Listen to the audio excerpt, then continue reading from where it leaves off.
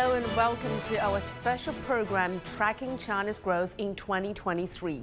And today we will take a comprehensive look at China's economy in 2023 and examine how the world's second largest economy successfully navigated global uncertainties.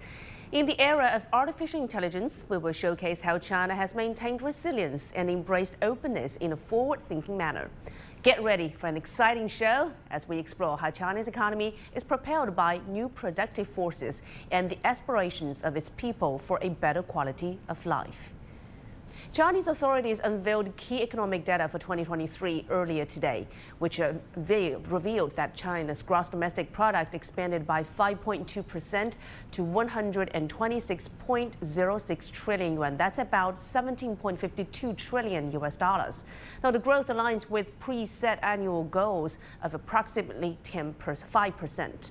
Notably, major sectors witnessed a steady recovery, with both the industrial and service industries experiencing growth rates of 4.7% and 5.8% respectively, surpassing the agriculture industry. Besides, the Chinese economy also exhibited robust quarterly growth, with full-year growth rate matching the fourth quarter growth of 5.2% on the year. Industrial output witnessed a 4.6% year-on-year increase, while equipment manufacturing experienced an even more significant rise of 6.8%. China's commitment to green development is evident in the notable growth of solar cell and new energy battery production. Moreover, fixed asset investment, a measure encompassing infrastructure, property, machinery and equipment expenditures, saw a 3% rise in 2023. High-tech industries captured attention with a remarkable 10% increase in investment, outpacing other sectors. And among these, the aircraft and spacecraft industry, in commercialization of scientific and technological achievements, and e-commerce services showcased exceptional economic performance. New productive forces emerged as one of the top 10 Chinese buzzwords of 2023, representing a transformative process that generates novel industries and innovative drivers through disruptive technologies. In his request to uncover the key drivers of China's economic growth, our reporter Yang Chengxi embarked on a unique journey to unravel the secrets. I am Jason, reporter Yang Chengxi's AI avatar. China's economy has witnessed many new vitality and opportunities in 2023. One standout was the remarkable progress in artificial intelligence. So Chengxi wondered why not let his other avatars and me take you on a journey to have a flashback of some key highlights of the country's economy over the past year. Now fasten your safe belt and let's go. Our first stop is the auto industry. As someone who's really into cars, I've been keeping an eye on the sector. In 2023, both China's car production and sales surpassed 30 million units for the first time, hitting a record high. Around 1/3 are new energy vehicles. Chinese automaker BYD beat out Tesla to become the biggest EV seller globally in 2023. The lucrative market has attracted more players. Chinese smartphone maker Xiaomi unveiled its first self-developed NEV at the end of the year, while Huawei dropped their new fancy model, the M9. The extraordinary rise of China's NEVs has gone further. Data shows that China has accounted for over 2/3 of global sales of NEVs. It means China not only nurtured the world's largest consumer market for NEVs, but also injected momentum into the global transformation of the auto industry. The second stop is the consumer market. In spring 2023, this whole Zibuo barbecue thing blew up online.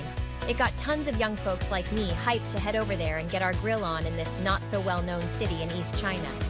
In March alone, the small city with a population of 4.7 million saw 4.8 million tourists flown in, and the number kept growing. The sizzling influx of tourists made Zibuo become one of the most popular tourist attractions in China. Its tourism sector and retail sales then recovered at full tilt. The craze sent out a clear signal that people's passion for spending was back. Indeed, the cultural and tourism sectors have the most to say, as both experienced a remarkable surge in 2023. Official data show that domestic tourism recorded over 3.6 billion visits and a staggering revenue of nearly 4 trillion yuan in the first 3 quarters. And the number of revenue-generating performance events has surpassed the pre-pandemic level. As economic activities picked up, Cross-border trade revived as well, and this time, it's going digital and international. Temu, a mega online store backed by the Chinese e-commerce giant Pinduoduo, has been topping the charts as the most downloaded shopping app in the UK since it launched in 2022. And when the holidays rolled around, everyone was hitting up Temu for Christmas decorations. I did some digging and found out that about 80% of all the world's Christmas stuff comes from Yiwu City in East China. Cross-border e-commerce is letting folks worldwide get their hands on all the cool stuff made in China. And it's not just Temu, other platforms like Shein and Alibaba are also making moves in the West, giving global shoppers more choices. It's clear that the thriving industry is injecting fresh impetus into the country's foreign trade. I'm back. As the new year kicks off, where is the Chinese economy headed? The top leadership has conveyed a clear message during its key economic meeting. Economic growth is the top priority. In a notable sign, North China's ice city Harbin has emerged as another tourist hotspot after Zebuo. In the three-day New Year holiday, Harbin saw over 3 million tourist trips and garnered 5.9 billion yuan, or over $8 million in tourism revenue. Both numbers hit record highs. As the Chinese New Year is just around the corner, the nation's consumer market is gearing up for a vibrant season fueled by pent-up wanderlust. And now for more discussions on China's economic growth in 2023, let's bring in Mr. Xu Sitao, Chief Economist at Deloitte China. Mr. Xu, great to have you on the show. So we're looking at a 5.2% growth, which is largely in line with market expectations. But what does this figure reveal about the overall economic landscape in China? And can we infer, let's say, any specific trends or challenges from this growth rate? First of all, I think 5.2 is a very strong number. It's actually exceeded market expectation, I think reinforced with some of the evidence we have seen in terms of economic stabilization. Some of this stabilization were actually featured in an earlier program, for example, travel-related activities. Now, the way we see that is 2024, there will be just continuing recovery provided necessary policy support, for example, easing interest rate, fiscal relief to local government and to consumers. So we think it's going to be a range between 4.5 to 5% this year. Now, challenges, really we shouldn't be complacent. One challenge is clearly the potential drag from the property sector, and the weakness is being felt in asset market. In your earlier program, you talked about EV. Now, EV may trigger protectionism, for example, in Euro market. That's also something we need to watch very closely. And also, despite of the challenges being posed by a complex external environment, how do you think can China's manufacturing sector not only sustain its own growth, but also climb up the global value chain? What sort of strategies or initiatives can be implemented to enhance the overall competitiveness and value-added nature of China's manufacturing? I think the China's manufacturing sector, two distinct attributes. One is China's strong commitment for going green, and this has been very evident. I think it's in China's best interest to take a more proactive role in setting industry standard in light of the back trend of decarbonization.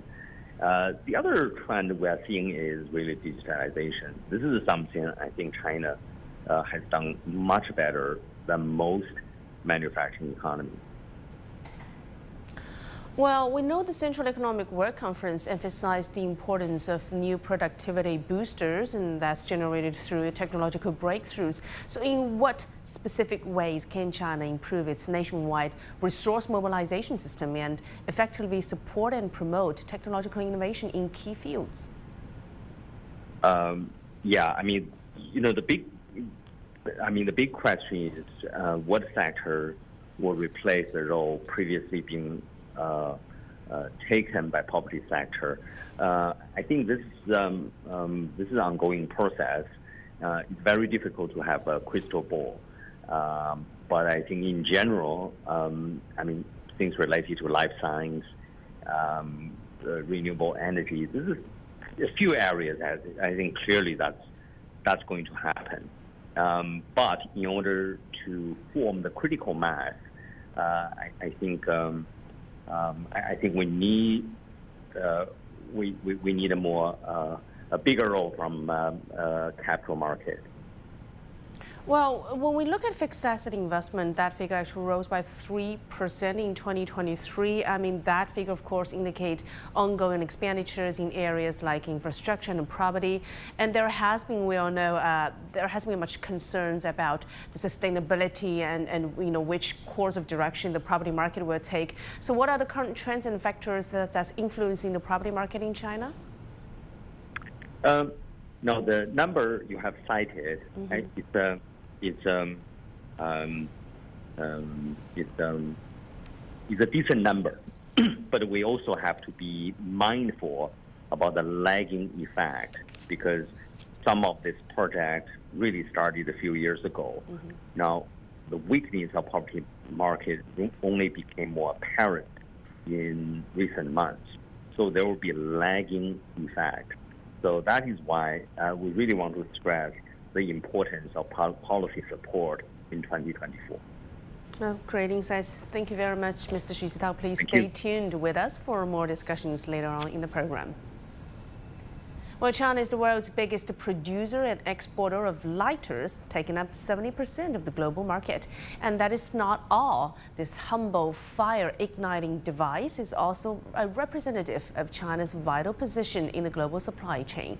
And that's why the country has been and will continue to be a magnet for multinational companies. Take a look. This little fire starter can be seen everywhere in the world. Lighters may be small, but their market isn't. Beyond simply sparking flame, it actually represents China's vital role in the global supply chain. China is the world's largest producer and exporter of disposable lights, accounting for a staggering 70% share of the global market. Much of this happens in Shandong, Hunan province, the heart of China's lighter manufacturing and exporting base. Last year alone, this region shipped 3.5 billion lighters overseas, boasting an output value exceeding 15 billion yuan, or $2.1 billion. Shandong's disposable lighters have maintained a retail price of 1 yuan for 2 decades. The key lies in innovation. Lighters used to be assembled manually. Now, the introduction of intelligent manufacturing is cutting back on the number of people on the assembly line, from some 50 to just 3. The excellent efficiency and cost management of lighter manufacturing showcases China's strong manufacturing capabilities. Many multinational companies choose to keep their supply chains rooted in China. Unmatched efficiency is the key for many of them. As we think about some of the Southeast Asian economies, what are alternatives? You cannot replicate what's happening in China right now. Less efficient, it's high cost, it's just not as efficient. The lighter symbolizes China's unwavering pursuit of industrial excellence. Multinationals don't just stay, they're drawn here. They're magnetized by the country's exceptional efficiency, something the world heavily relies on. The world supply chain cannot easily move away from China.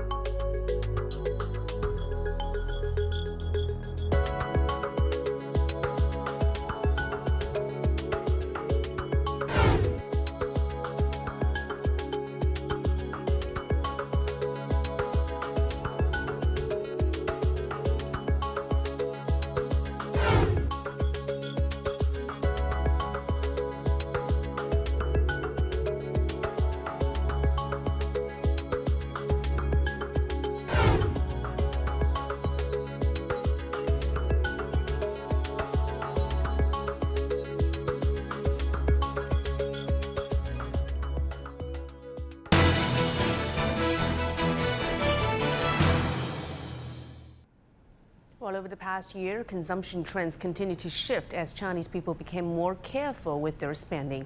Domestic tourism, concerts, technology products, and traditional culture appear to be some of the most important retail sales boosters. And for more on the consumption trend, our reporter Wang Tianyu is in the studio to analyze China's 2023 retail sales data and also review some of the highlights. Tianyu, take it away. Well, Lily, according to China's Statistics Bureau, in 2023, the country's total retail sales of consumer goods climbed 7.2%. The figure reached 47.15 trillion yuan, which is about 6.63 trillion US dollars. If we take a closer look, the catering sector saw the most significant jump. Spending on eating out increased 20.4% year-on-year, which was to be expected as 2023 was the first year after China relaxed its COVID-19 policies and restaurants saw a quick recovery. Other remarkable increases in retail sales data include those for gold and silver jewelry, clothing, footwear and textile products, and sports and entertainment products. So what is shopping like in China? My colleague Zhu recently visited a grocery store with her friends. Take a look at what they got.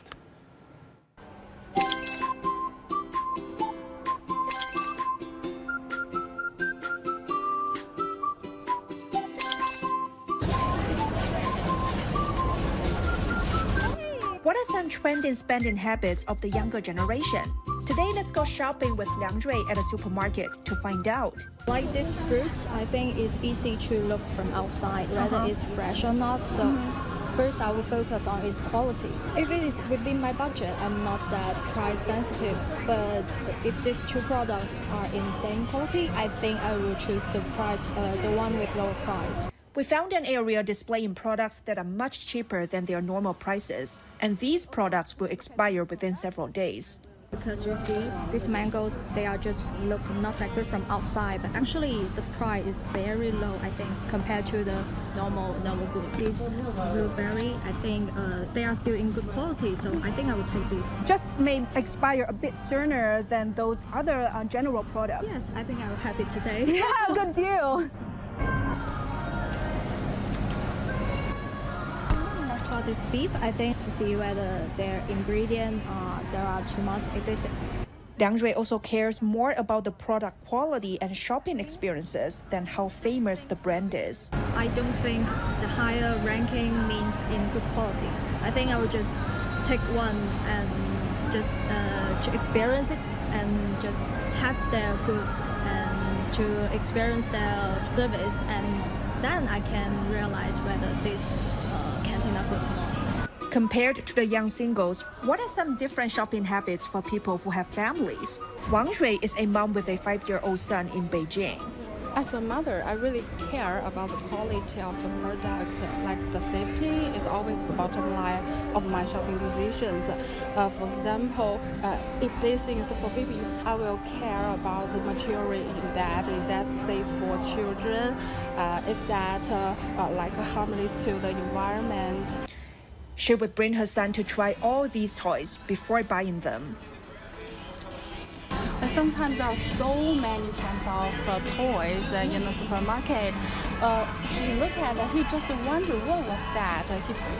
He didn't really want it. And I would say, okay, let's try something that we really want. And finally, he will find the thing that he really wants. I think it's a kind of reduction of waste to this world. After following the shopping rules of these young Chinese, I realized that consumers nowadays are shifting from high-end brands to value-driven shopping. They prioritize practical, eco-friendly products that offer lasting quality and a good usage experience. This also reflects a broader trend towards sustainable and sensible consumption. Zhu, CGTN, Beijing. And now let's zoom in on China's consumption trends in 2023. For that, we bring back Mr. Xu Sitao, Chief Economist at Deloitte China. Mr. Xu, so retail sales grew by 7.2% last year. Do you anticipate that consumption will continue to play a primary driver of growth in the coming year?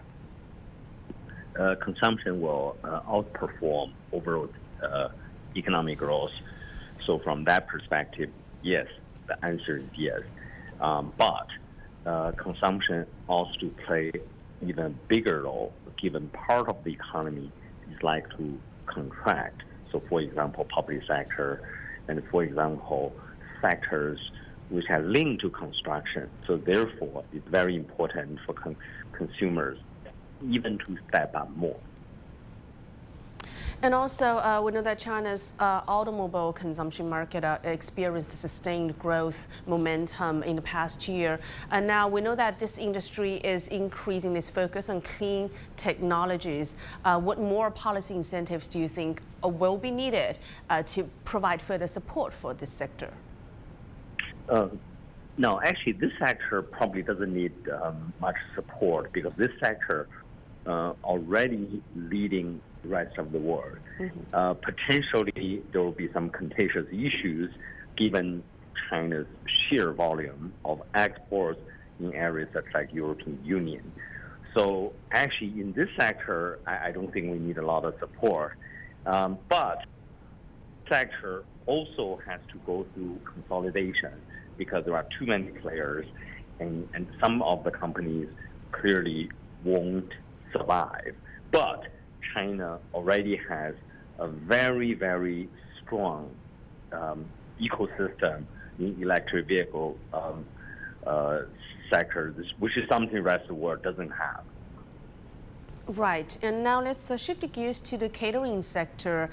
We know that catering witnessed a remarkable more than 20% growth in sales in 2023. In the meantime, online sales revenue saw an 11% increase. Can you shed some light on the emerging consumption trends within these sectors?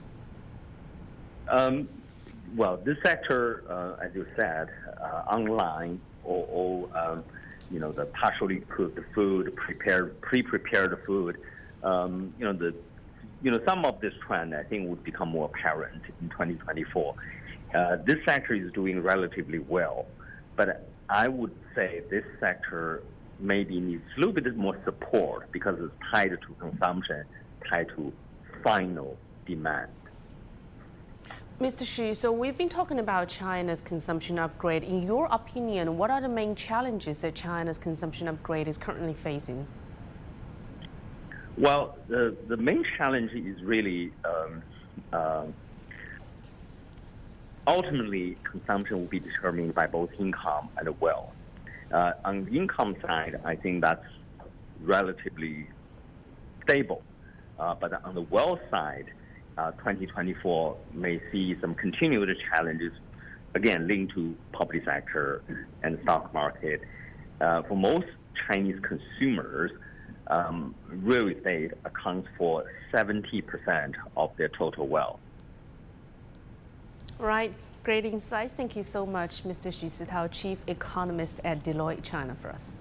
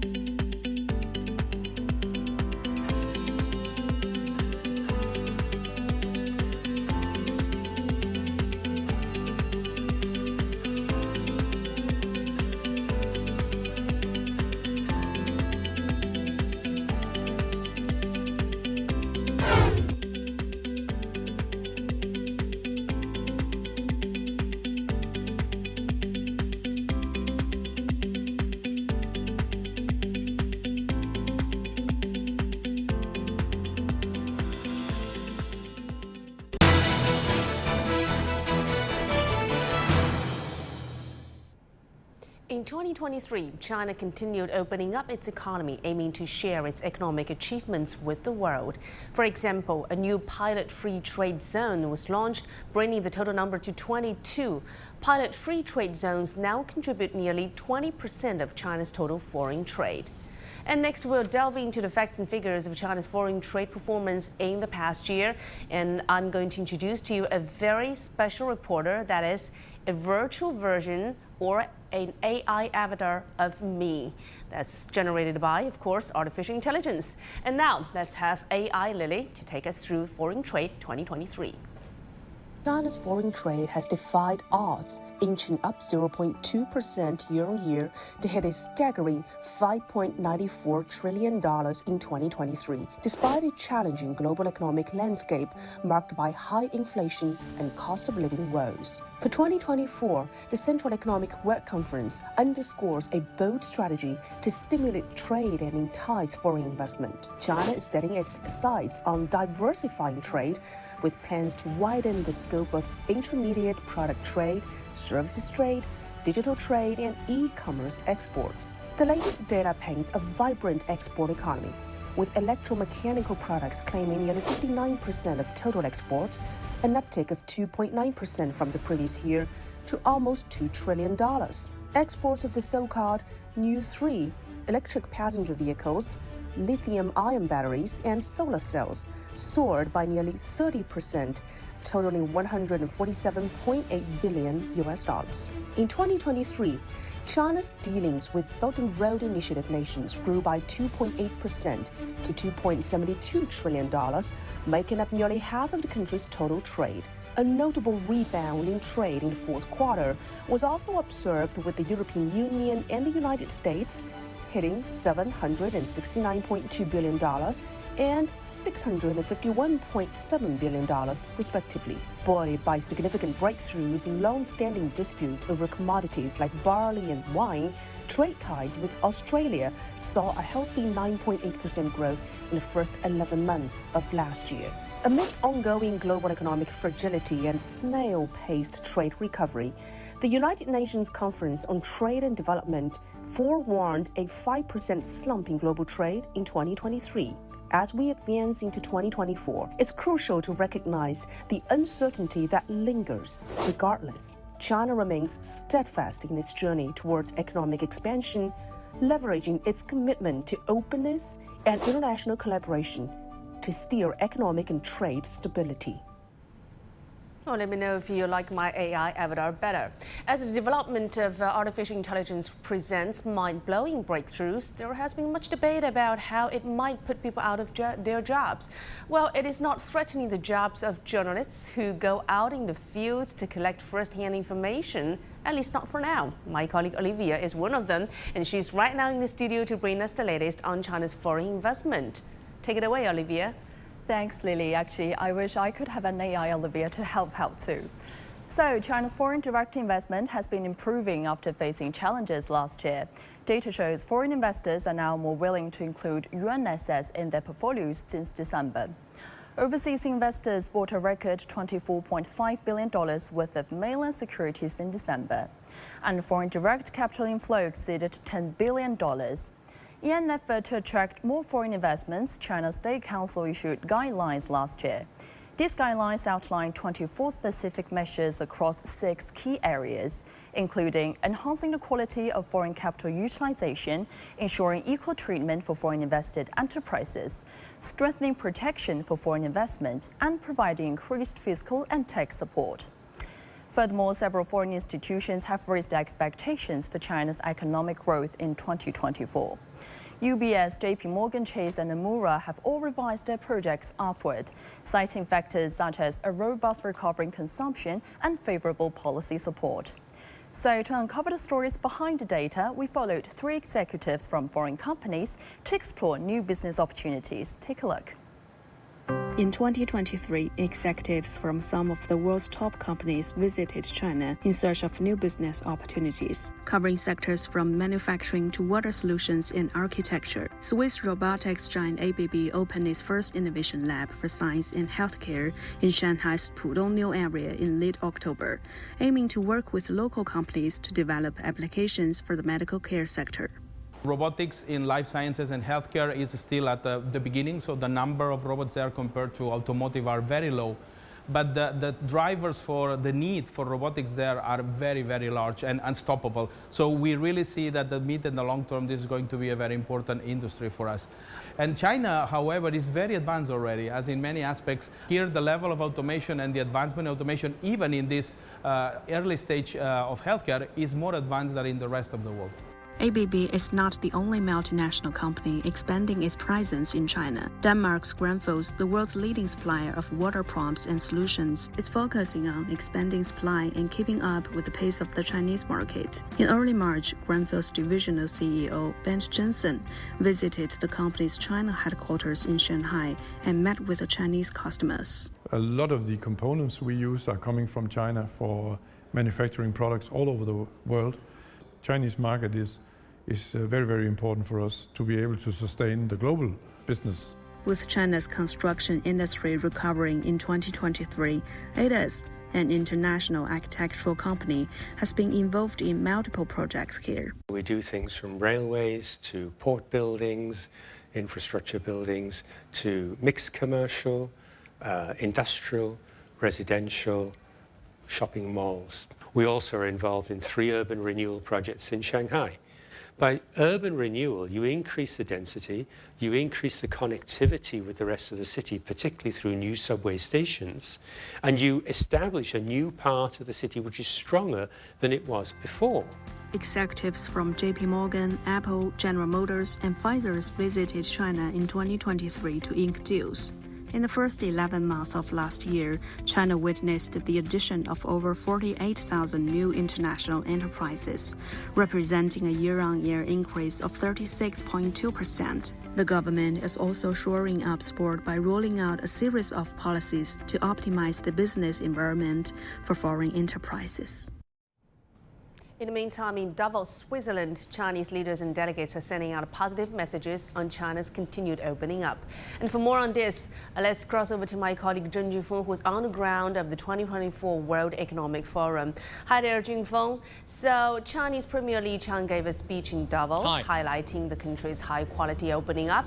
And China saw stable growth in foreign trade in 2023. Tell us more about it. Right, Lily, yesterday I was so excited to be in the audience of Premier Li Qiang's special address at the World Economic Forum Davos, hosted by Klaus Schwab, the founder of WEF. And his presence here was after 7 years of President Xi Jinping's special address at the World Economic Forum in Davos in 2017. And this year, his special address was watched by over 600 global leaders in business, politics, and social society.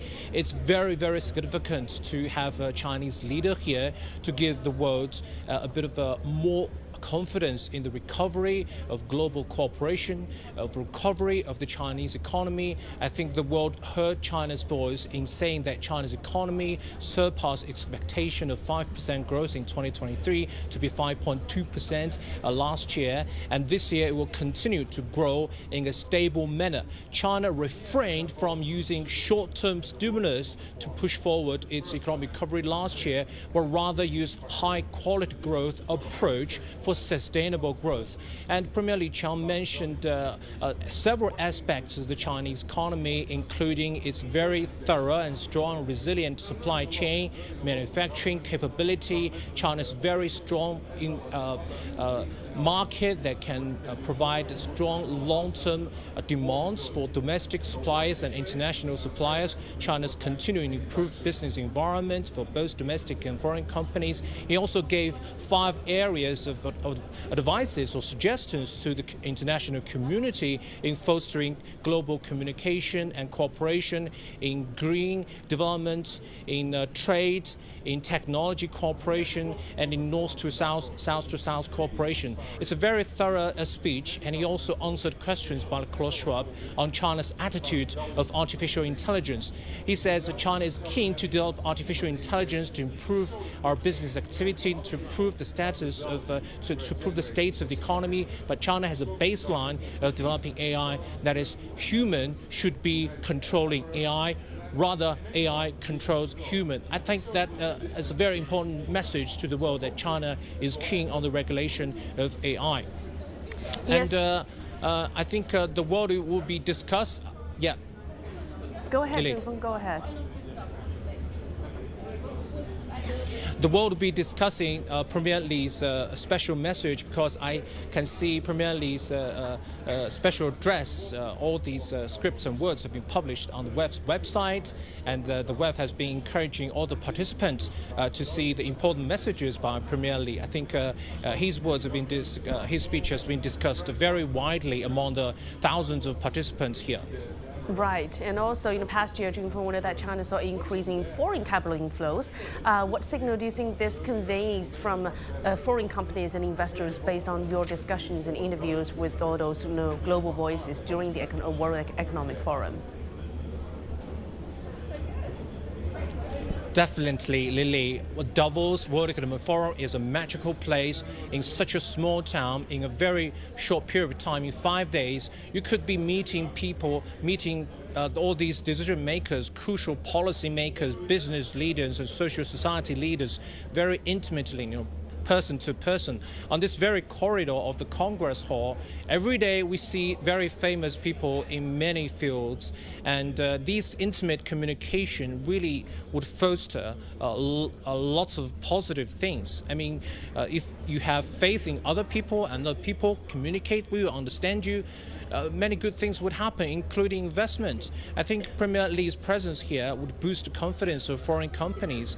Here we have the executives from 1,000 global companies, and they're hearing China's voices. They will be more confident in the China's business environment, where Premier Li Qiang has made it very clear that China will stick to and will open its market further to the market, will stick to globalization, and China's huge market potential is yet to be tapped in many areas, and we always welcome global foreign direct investment. Last year, China welcomed a lot of foreign direct investment and proved resilient, and this year I think that trend will continue. Earlier yesterday, I talked to Laura Cha, the Hong Kong Stock Exchange chairperson, and she shared with us some of his insight into the World Economic Forum and also the world economy status and Hong Kong's role in the Greater Bay Area and Belt and Road Initiative. Take a listen. I remember last year coming here, the first 2 days was very gloomy. And then Vice Premier Liu He came and gave a speech. And almost that afternoon, the tone changed. It comes to be more positive. All of a sudden, I think it is because people become much more aware of what's happening. So I think that kind of set the tone. And I can see the Premier Li Qiang had done similar things today. That he addressed the theme of the forum, which is rebuilding trust, and he analyzed it very well. And of course, he talked about the Chinese economy.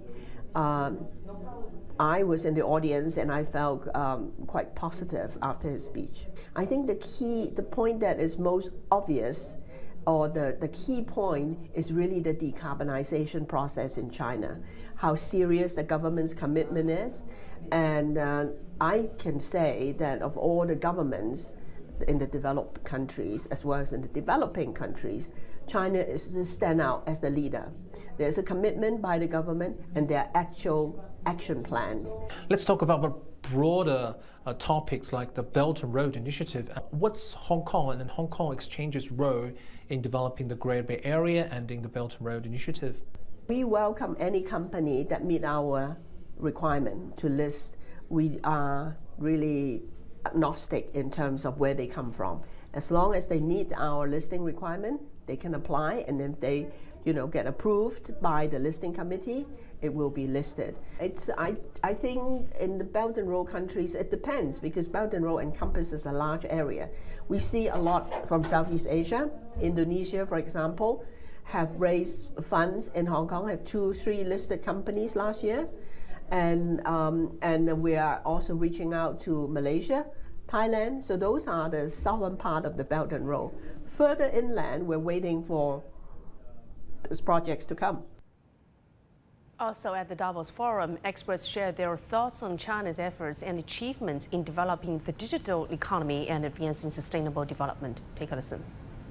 Digital actually is one of the fastest growing business for the world. I mean, China is the second largest digital economy in the world, and probably many years later could be the largest, because China has the richest data flow, data mining country in the world. So let the data flow. Data is the petroleum of the 21st century. Yeah. So the digital economy is really the driver of the next century gold mine. And then we have a lot of digital companies. You have in China you have Alibaba, you have Tencent, you have TikTok, you have Kuaishou, you have of course Huawei and many others. So I think they are working with international community, with other digital giants. They can really change the world. China is making big progress in achieving and advancing the SDG goals. For example, if we take climate as example, China is making huge contributions in, for example, energy transition. China's renewable energy is moving fast. Our manufacturing the largest number of EV cars, and also we are proactively engaged with other nations for multilateral collaboration for climate governance. So I think China is making great efforts and making progress in this area.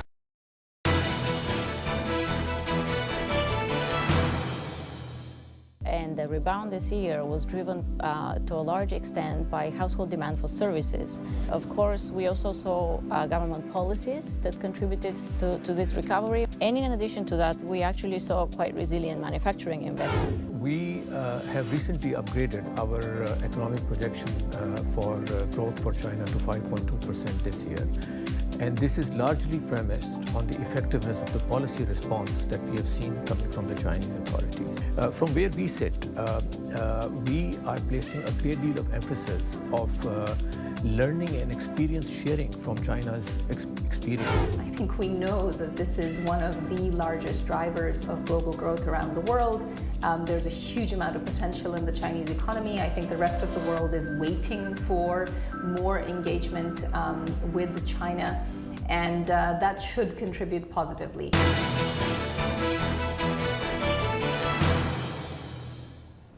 In 2023, the central government increased investment in local infrastructure projects by 45%. That's nearly 11 billion yuan, or about $1.5 billion to help with low-income groups find employment. And that's just one of the many incentives to improve people's livelihoods. Now let's shift the focus to that topic, as my colleague Olivia He is back here to provide us with more detailed explanation. Olivia? Thanks, Lily.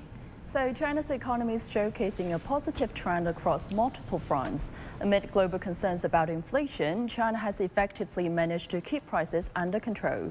The consumer price index increased by only 0.2%, in stark contrast to high global inflation rates. Additionally, the producer price index saw a 3% decrease.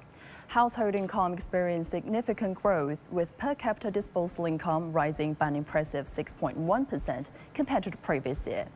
Income of both urban and rural residents rose in 2023. And for the labor market, the urban unemployment rate has decreased by 0.4 percentage points compared to the previous year. Additionally, in 2023, we've noticed a bunch of new economic trends popping up. One of them is the revival of old-fashioned night schools. Now my colleague Ho Jing has more.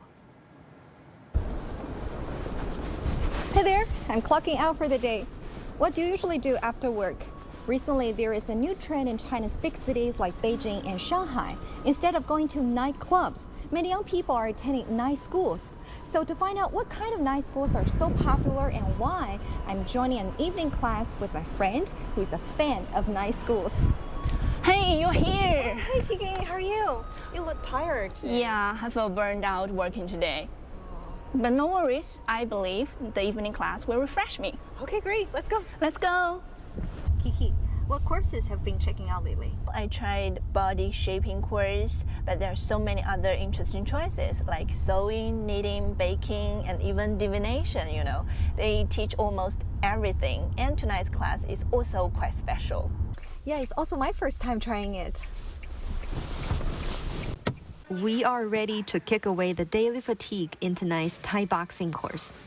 The course is presented by collaboration between an online night school platform and the Thai Boxing Club.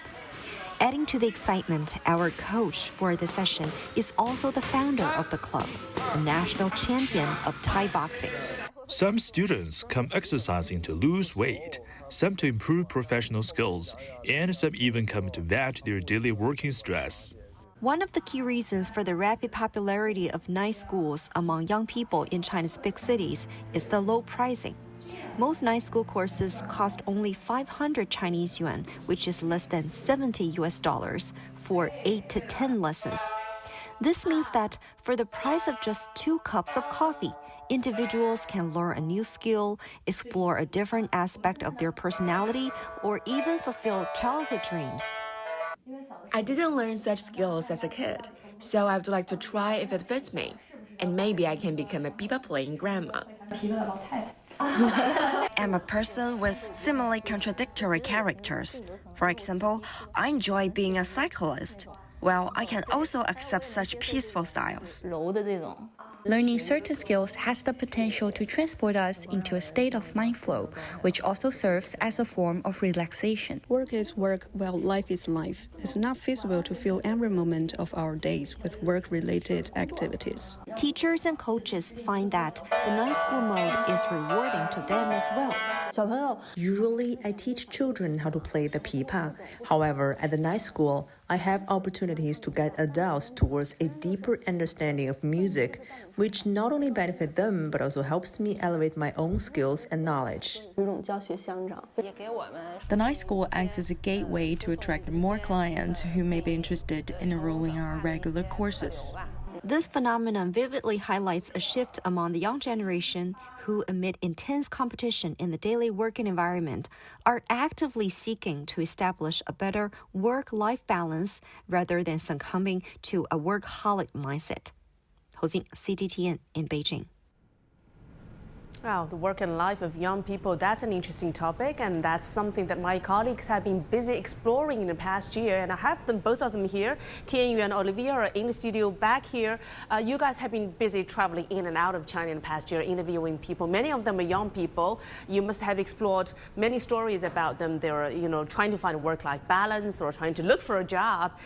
So tell me more about those topics, from your recent interview trips. And Tianyu, let me start with you. I see. So both of you have carried into the studio a little item, like a little souvenir from part of your interview trips maybe, and that's definitely something that you got from your recent trip to Harbin, right? Yes.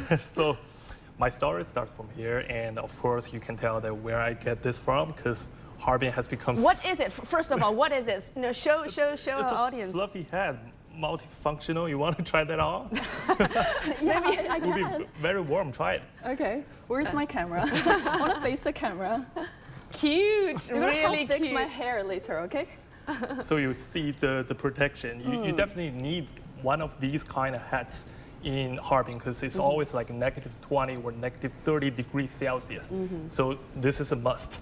So I got this from the morning market in Harbin, and touring around the morning market is kind of like a lifestyle for the northeastern people, because the morning is the most vibrant time for a day, and it started from 6 a.m. and close at 9 a.m. and you can get almost everything. It's like a grocery store. You can get almost everything from there. And I wouldn't say like everything from there were cheap, because it's supposed to be cheap. It's like an open air Walmart. But I want to mention here is about, because you guys know that Harbin has been so hot, so popular in this month, and but the prices there hadn't been changed because of the boom of the tourists. It was still there. The price was still there. It doesn't change at all. And this one is like 35 yuan. It's okay. It's a reasonable price. And the breakfast there was very, very cheap. So like our colleague Cheng Xie has mentioned in his video, that how the tourism can help the city to boost its economy. Over the 3-day New Year's holiday break, over 3 million tourists flocked to Harbin and brought like almost 6 billion yuan worth of tourism income to the city, which is about 800 million US dollars. So you definitely see how, how the tourism boom, how the service sector can help the city to boost its economy. Right, and that all sounds really interesting. So you're talking about how the things there, the commodities being sold in malls are cheap, but also of good quality. That the food. Did you enjoy the food there? Yeah, it's like the fried dough and the tofu soup, and we got like the fried dough was like this big, and two of them, and plus two bowls of the tofu soup was only like 9.5 yuan, which was about $1.30. It's very, very cheap. But even at such a stable price, let's say, the boom of tourism still gave people jobs, more job opportunities, and also gave the tourists, the young people, more fun, more ways to enjoy their life. Yeah, I remember the local taxi driver when we landed in Harbin, and we took a taxi, and the taxi driver told us, we definitely welcome people like you. We definitely welcome the tourists to come to Harbin because you were spending here. You will spend money here, and you stay in hotel, you eat out, and and you took my taxi, so you bring money to our city. Of course, we welcome you. Yeah, that's interesting. If we have time later on, I'm going to get back to you. But let me go to Qianyu first. I'm curious about a coffee mug. Yeah. Why? Okay, this is quite interesting. So like, as most reporters do, as Qianyu did, I actually traveled a lot last year too. I traveled actually from the very north of China, like you did recently, to the very south of it. And of course, I've talked to lots of people, economists, global CEOs of Fortune Global 500, startup owners, ordinary people. So there were definitely a lot of impressive, stories and employees. So this coffee cup, can you guess why I bring it here? It actually has something to do with my story. You a coffee lover? Not really. I want to give you a guess to, guess it, but you got it wrong. Anyways, so at the beginning of last year, it was in January, I actually went to Guangzhou for work, and I visited this really cute and special cafe. The name was Koodle. I think we may have picture and videos later on the screen. We can take a look. And I'm not sure if you've heard of Koodle. Have you, Lily? No, not really. No. Okay, it's not just the name of a cafe. It's actually the main character's name of one of my favorite Japanese animations. It's quite popular. And that's why I was like super attracted by it. And then I decided to go in, take a look, have a chat with the manager, and then I ended up interviewing him. And yeah, this is when the story of the cafe started. So basically, this cafe started in 2019, which, we all know it was quite a tough time for like all coffee shop owners or like its competitors to even survive. But Koodle has made it opening 7 coffee shops in that 3 years, from the end of 2019 to the start of 2022. And in 2023, they have actually increased their number of shops to 12. It was amazing, wasn't it? And actually, the secret, I guess the secret is definitely their coffee. So I actually tried their best-selling coffee. It was called Tofu Latte. I really wish I have brought it here, guys, but I haven't.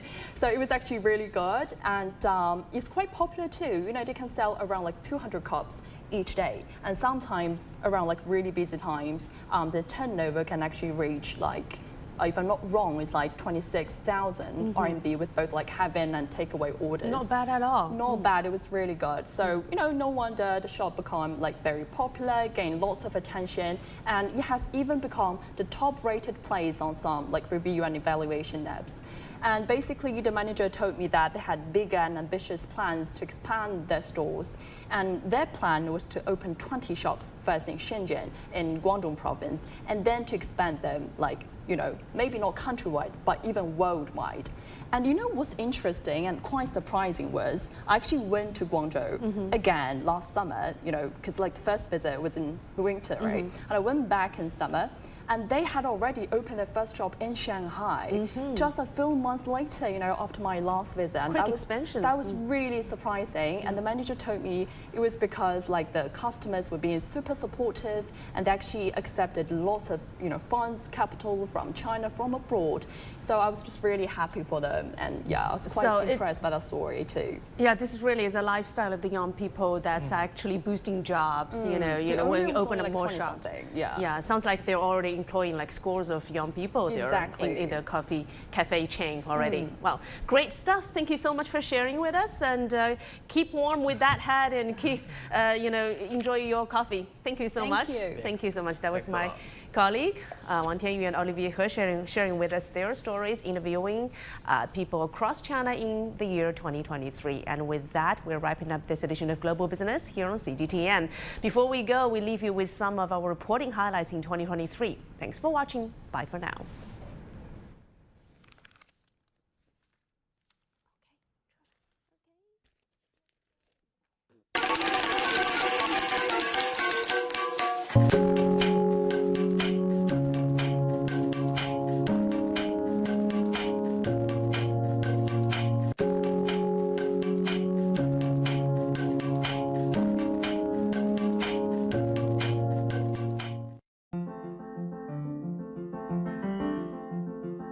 Harbin, Harbin, Harbin. China's ice and snow city, Harbin has gone viral on social media.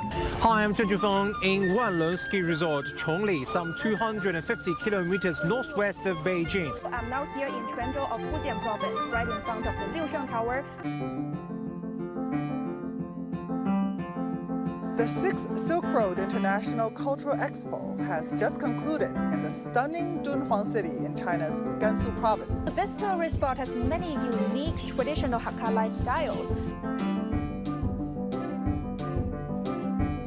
Currently, I'm at the tent of the Red Elm Railway project, which is the first district-wide railway in Egypt. But this is just a very, very small village in southern Turkey. The recent clashes between Israel and Palestine have injected substantial uncertainty into the global energy markets. On Wall Street on the Tuesday session, the financial stocks didn't have a very good day, led by the big bank. How much more will the Federal Reserve raise interest rates?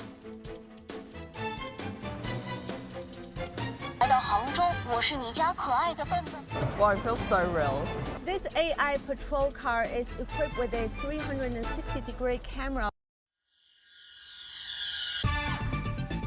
We've got over 500 companies from China and abroad, plus global institutions are all participating this year. So recent data indicates that China's labor market continues to show signs of improvement. The government work report has put effectively prevent and defuse major economic and financial risks as one of the key tasks in 2023.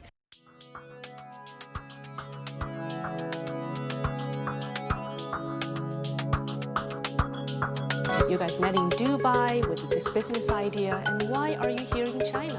Based on behavioral economics, what considerations and best practices would you highlight for policymakers? How's your company implementing sustainable practices?